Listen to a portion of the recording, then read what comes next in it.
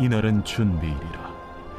유대인들은 그 안식일이 큰 날이므로 그 안식일에 시체들을 십자가에 두지 아니하려 하여 빌라도에게 그들의 다리를 꺾어 시체를 치워달라 하니, 군인들이 가서 예수와 함께 못 박힌 첫째 사람과 또 그 다른 사람의 다리를 꺾고 예수께 이르러서는 이미 죽으신 것을 보고 다리를 꺾지 아니하고, 그중 한 군인이 창으로 옆구리를 찌르니 곧 피와 물이 나오더라.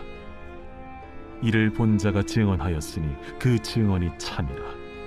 그가 자기 말하는 것이 참인 줄 알고 너희로 믿게 하려 함이니라. 이 일이 일어난 것은 그 뼈가 하나도 꺾이지 아니하리라 한 성경을 응하게 하려 함이라. 또 다른 성경에 그들이 그 찌른 자를 보리라 하였느니라. 아리마대 사람 요셉은 예수의 제자이나 유대인이 두려워 그것을 숨기더니 이 일 후에 빌라도에게 예수의 시체를 가져가기를 구하매 빌라도가 허락하는지라. 이에 가서 예수의 시체를 가져가니라. 일찍이 예수께 밤에 찾아왔던 니고데모도 모략과 침향 섞은 것을 100리트라쯤 가지고 온지라. 이에 예수의 시체를 가져다가 유대인의 장례법대로 그 향품과 함께 세마포로 쌌더라. 예수께서 십자가에 못 박히신 곳에 동산이 있고 동산 안에 아직 사람을 장사한 일이 없는 새 무덤이 있는지라. 이날은 유대인의 준비일이요 또 무덤이 가까운 고로 예수를 거기 두니라. 매일 성경과 함께하는 아름빛교회 바이블 키트 시간입니다. 고난주간 예수님을 묵상하며 있는 자리에서 애쓰신 모든 성도님들에게 복음이 주는 평안과 위로가 있기를 빕니다. 이제 내일이면 예수님의 부활을 기념하는 부활주일입니다. 고난주간의 막바지에 오늘 요한복음 19장의 말씀을 통해 주님께서 주시는 은혜를 누리기를 원합니다. 오늘 본문은 예수님의 죽음 이유를 다룹니다. 성도님들께서는 죽음은 어떻게 다가오십니까? 저는 죽음이라고 할 때 가장 먼저 기억에 남는 장면이 있습니다. 그것은 할아버지를 염하기 전 영안실에서의 장면입니다. 지하 영안실에서 할아버지를 염하시기 전에 아버지께서 마지막으로 할아버지의 손을 잡아달라고 말씀하셨어요. 그러나 그 촉감이 무서워서, 그리고 제가 만약 할아버지의 시신을 만지는 순간 돌이키기 힘든 감각을 느끼게 될 것만 같아 만지기 어려웠던 기억이 있습니다. 비록 제가 사랑했던 할아버지였지만 처음 보는 시신은 낯설었고 다른 세상에 있었던 것과 같은 느낌이었습니다. 죽음이 무엇일까요? 성경에서의 죽음은 단절입니다. 영과 육이 끊기면 육적인 죽음이고 하나님과 우리와의 관계가 끊기면 영적인 죽음인 것이죠. 생명의 공급자이신 하나님과의 단절 이후에 당연하게도 우리 모두는 죽음을 향하여 달려가는 존재인 것입니다. 아무런 힘도 쓸 수 없는 상황을 많이 겪은 사람일수록 사람은 겸손해지는 것 같습니다. 어렸을 때는 내가 힘도 있고 능력도 있어서 세상이 내 뜻대로만 될 것 같습니다. 그러나 사회생활을 시작하며 인생이 내 뜻대로만 흘러가지 않는다는 것을 배웁니다.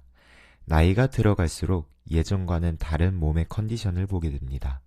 넘치는 생기로 성장만 할 것 같았는데 어느 순간에는 운동을 하지 않으면 유지도 못하는 내 몸을 보게 되는 것이지요. 그래서일까요?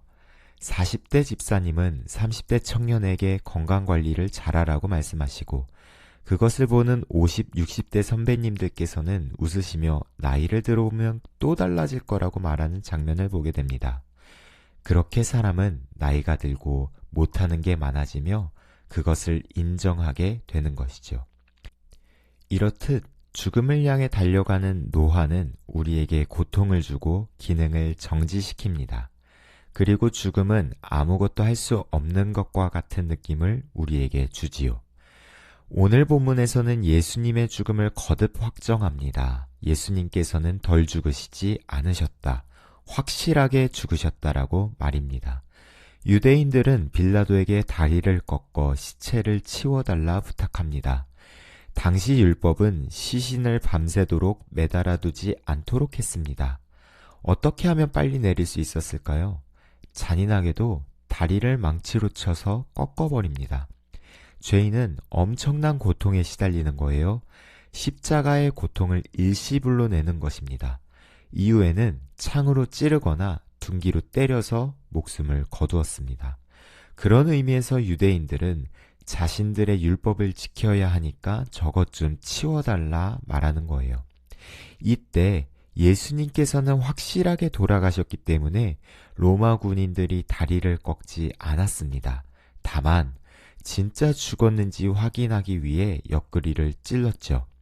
예수님은 확실하게 돌아가셨습니다. 그리고 죽음이 우리에게 주는 의미처럼 부활을 몰랐던 제자들에게는 이제는 끝이다 라는 생각을 심어주었을 것입니다.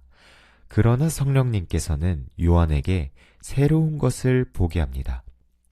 36절에 성경을 응하게 하려 함이라. 그리고 37절에 다른 성경에 나온 말씀대로 되게 하기 위해서였다.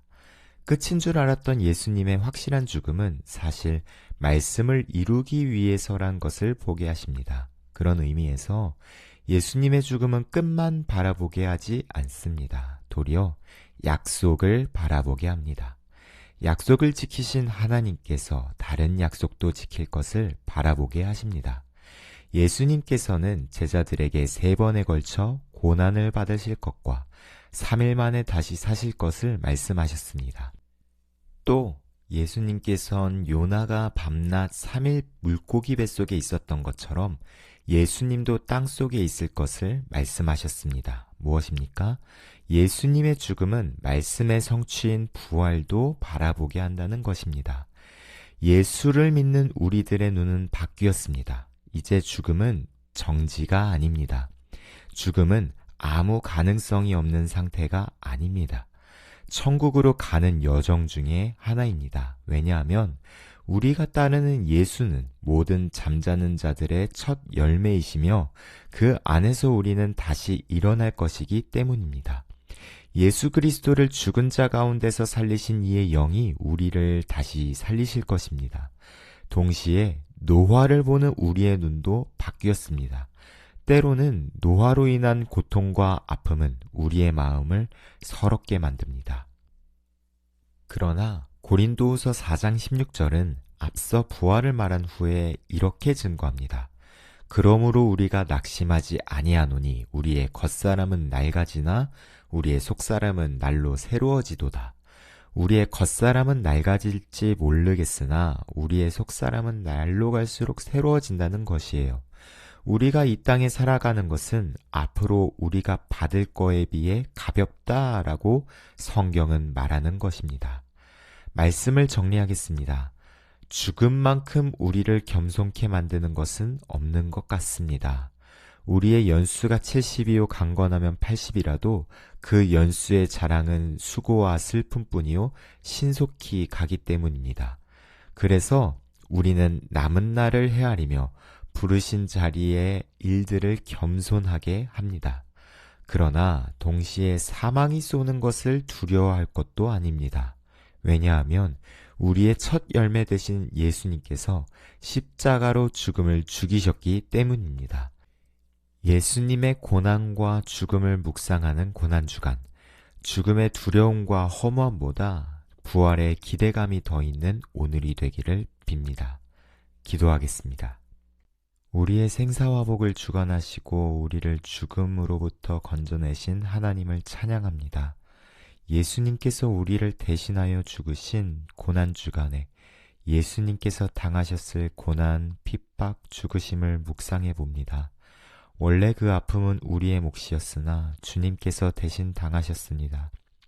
예수님의 보혈로 우리를 사시고 자녀로 불러주셨습니다. 사망의 권세에서 벗어나 생명의 성령의 법을 따라 살게 해주셨습니다. 마지막 날에 예수님께서 부활하셨던 것처럼 우리도 부활할 것을 믿습니다. 그러므로 이제 우리의 죽음을 보는 눈이 변화가 되기를 원합니다. 우리가 사는 연수를 헤아리며 겸손케 하시고 죽음의 두려움에 집어삼켜지는 것이 아닌 천국 소망을 품고 살아가게 하소서. 우리의 겉사람은 노쇠해질지 모르겠으나 우리의 속사람은 새로워집니다. 우리에게 장차 받게 될 영광을 바라보는 눈을 허락하여 주소서. 보이지 않는 영원한 것들을 믿음으로 보는 우리와 우리 가정이 되게 하소서. 예수님의 이름으로 기도드립니다. 아멘.